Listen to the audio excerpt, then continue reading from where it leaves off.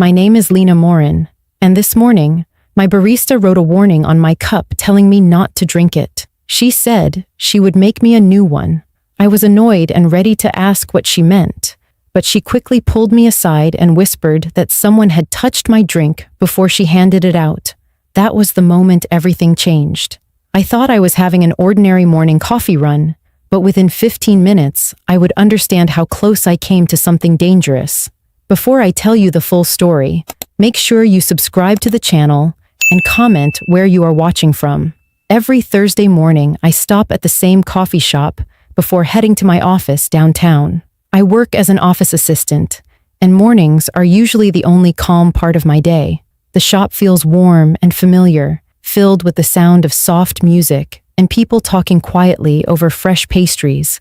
I depend on that place to wake up and feel human again after long weeks of overtime. My younger brother Aiden had just texted me saying, "You are going to burn out if you keep living on coffee."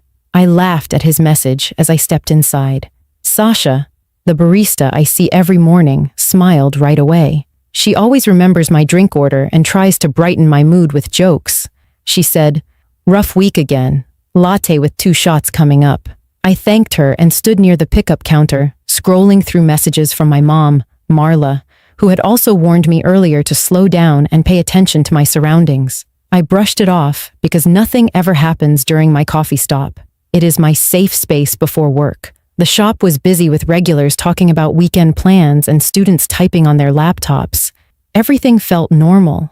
The smell of warm bread filled the air, and the sunlight coming through the windows made the place feel even more welcoming. I waited for my name to be called, expecting the same morning routine I always have. Then I noticed my cup on the counter turned slightly away from me. I reached for it and froze when I saw handwriting on the side. Instead of my name, there was a message written in bold black ink telling me not to drink it and that I would get a new one. My first feeling was irritation. I had no idea why Sasha would do that without saying anything.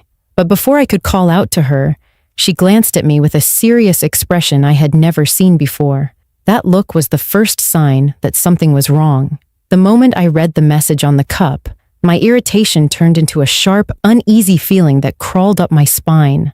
I turned the cup slowly in my hands, trying to make sense of it, when Sasha stepped away from the espresso machine and moved toward me with a quick, purposeful pace. Her smile was gone. She gently touched my arm and said in a low voice that sounded nothing like her usual upbeat tone, "Come here for a second." She guided me away from the busy counter and toward the small hallway near the restrooms where customers rarely went. The noise of the shop faded behind us, and the sudden quiet made my heartbeat feel louder. I stared at her, waiting for an explanation, and she scanned the main room as if checking whether someone was watching us. When she finally looked back at me, her expression made my stomach twist. She said, "Please do not be upset. I wrote that on your cup because someone touched your drink before I could hand it to you." For a moment, I just blinked at her, not fully understanding. I asked her what she meant, and she said she saw a man lean over the counter and press his hand firmly on the lid as if he was trying to leave something behind. She explained she did not want to scare the other customers or alert the man in case he was still inside. My chest tightened as I tried to picture who she was talking about. I had not seen anyone acting strange when I walked in. I asked her what he looked like, and she described a man wearing a dark hoodie pulled low over his forehead. She said he had pale skin, a clean-shaved face, and a stiff, blank expression that made her uncomfortable the moment he walked toward the counter. She said, "He wasn't here for coffee. He kept staring at the pickup area like he was waiting for something." Hearing that made my pulse speed up. I asked her if he was still inside, and she shook her head. She said he walked out quickly after she asked if she could help him with anything. I took a slow breath, trying to keep myself calm, but a strong fear started to settle in my chest. It was one thing to hear about strange people online, but it was another to hear that someone had touched my drink when I wasn't looking. I felt exposed in a way I never had before. Sasha urged me to stay in the hallway for a few minutes while she checked the seating area again. I watched her walk back out, her shoulders tense and her eyes scanning the customers one by one. While I waited, I replayed the moment I walked into the shop. I remembered the man standing near the front window with his head down, pretending to look at his phone. I dismissed him at the time because people stand around all the time waiting for orders or friends. Now I realized he might have been watching me. My hands felt shaky as I held the cup with the warning written on it. The idea that something harmful might have been on the lid made my stomach twist. I wondered what would have happened if Sasha had not seen him. I wondered how close I came to drinking whatever he might have left behind. When Sasha returned, she motioned for me to follow her back toward the counter. She kept her voice steady, but she spoke with urgency when she said, "Please stay near me until we figure this out."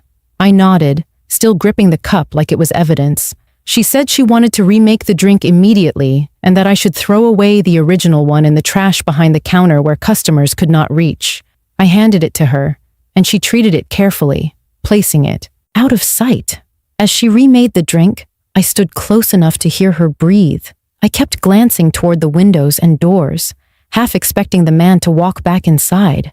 Every passing second made me more aware of how vulnerable I felt. This was supposed to be the one place where I could relax before work, and now it felt like a target had been placed on me without warning. A few other customers picked up their orders and left without noticing anything wrong. The normal flow of the shop continued as if nothing unusual had happened, which made the fear feel stranger. It was like living a nightmare while everyone else lived their regular day. When Sasha finished the new drink, she set it in front of me and leaned in close. She said, "Whether you call the police or not, please stay inside for a little while. That man was not acting normal. I do not know if he followed you here or just chose you at random, but something felt wrong." Her voice trembled slightly, which told me this was not a simple misunderstanding. I stepped aside with the new cup and looked out through the front window. For a second, I thought I saw a dark hoodie near the edge of the sidewalk, standing still as if watching. But when someone walked by, the figure shifted and vanished into the crowd. My heart rate jumped, and I backed away from the glass. Whether it was him or not, the fear was now fully real, and the peaceful morning I depended on had been ripped open. Now I needed to decide what to do next, because it was clear this situation was not a mistake and definitely not over. I stood near the counter gripping the new drink Sasha made for me, trying to calm my breathing enough to think clearly. I knew I could not just walk out of the shop and pretend this was a strange misunderstanding. Someone had targeted my drink. Someone had stood close enough to scan the room, wait for my order, and touch the lid the moment Sasha turned around. That kind of behavior was not random. Fear was turning into anger, mixed with determination. I pulled out my phone and texted my brother. "Something weird happened. I'll explain soon. Stay near your phone." I did not want to scare him yet, but I needed someone to know something was wrong in case this situation became worse. My fingers hovered over my mother's number, but I stopped. If I called her now, she would panic before I even understood what was happening. I needed a clear head, so I took a slow breath and called the non-emergency police line instead. I explained what happened in a steady voice, giving them the location and a description of the man as best as I could. The dispatcher took my information seriously and said an officer would come by the shop to speak with me. Knowing help was on the way gave me a small sense of control, but my nerves were still tight like stretched wire. Sasha stayed close, wiping the counter with quick, distracted movements. She kept glancing toward the windows like she expected the man to return at any moment. She said quietly, "I'm glad you didn't drink it. I had a bad feeling the moment he walked in." Her voice cracked slightly on the last word. I could see she was scared too, not only for me, but for the idea that someone would attempt something like this in a familiar neighborhood shop. I thanked her for noticing what he did, and she shook her head and said, "I only wish I saw it sooner." Hearing her say that made me realize how much worse things could have been. The thought made my skin crawl, but I pushed it aside because fear would not help me right now. I needed answers. The shop manager, who had been listening from a distance, approached us. She was in her 40s with a calm face that now held tight concern. She said she wanted to save the original cup for the police and already placed it in the office so no one would touch it. I asked her if the store had cameras facing the pickup counter, and her eyes widened slightly as she nodded. She led me and Sasha to the back office, A small room with shelves of supplies and a wall-mounted monitor showing the camera feeds. The room smelled like cardboard and coffee grounds, but the air felt heavier because we all knew what we were looking for. She pulled up the footage from the last hour, and we watched it together. My breath hitched when the man appeared on the screen. He stood near the pickup counter pretending to browse his phone, but his eyes shifted toward the bar area repeatedly. When my order ticket printed, he straightened slightly as if preparing. The second Sasha placed the drink with its lid on the counter, he moved in with quick, sharp purpose. He placed his hand on the lid, pressing down firmly, then walked away without ordering anything. Watching it with my own eyes made my knees feel weak. There was no question about what he did. It was clear, deliberate contact. I pressed a hand against the desk to steady myself as the manager rewound the footage again, pausing at the moment his fingers touched the cup. Seeing it a second time only made the fear settle deeper inside me. The manager took notes to give the police and printed a still image of the man's face. Even though the hoodie cast a shadow over part of his forehead, his features were clear enough to identify. It struck me how calm he looked, as if he had done this before and knew exactly what he was doing. The manager asked if I had ever seen him around town, but I shook my head. He was a stranger, yet he seemed familiar in the worst possible way, like someone you pass on the street but never think twice about until it is too late. After reviewing the footage, I knew I could not leave until the police arrived. I also realized that the man might be lingering nearby, watching for a reaction. The idea made my chest tighten. Sasha suggested I stay behind the counter for a while, somewhere out of view from the windows. I agreed, stepping through the small staff gate and standing near the espresso machine with her. From there, I had a clear view of the front door without being directly visible from outside. I held my phone close, ready to call for help if I saw him again. As I stood there, something shifted inside me. The fear was still present, but a deeper part of me hardened with resolve. I was not going to run or hide. I was going to see this through, understand what happened, and make sure the police took this seriously. I owed it to myself, and I owed it to every person who walked into this shop expecting to feel safe. I took one last steadying breath and prepared for whatever came next, because the moment the police officer walked through that door, everything would change again. The police officer arrived about 10 minutes later, walking through the front door with a steady posture and calm focus that immediately shifted the atmosphere in the shop. His presence made the fear in my chest loosen slightly, as if someone had finally stepped in to carry part of the weight I had been holding alone. He introduced himself as Officer Trent Halden and asked if I was the person who made the call. I nodded, and Sasha joined me as we led him into the back office where the manager had the footage ready. Even though I had already seen the video, watching it again with an officer standing behind me made everything feel sharper and heavier. He stood with his hands on his belt, leaning slightly toward the monitor as the recording played. The moment the man in the hoodie stepped forward and pressed his hand onto my drink lid, I felt a wave of heat rise up my neck. Officer Halden paused the video and zoomed in on the man's hand. He took a picture of the screen, then watched the remaining few seconds with the same serious expression he held from the beginning. When the clip ended, he exhaled slowly and said, "This is not the first time we have seen something like this."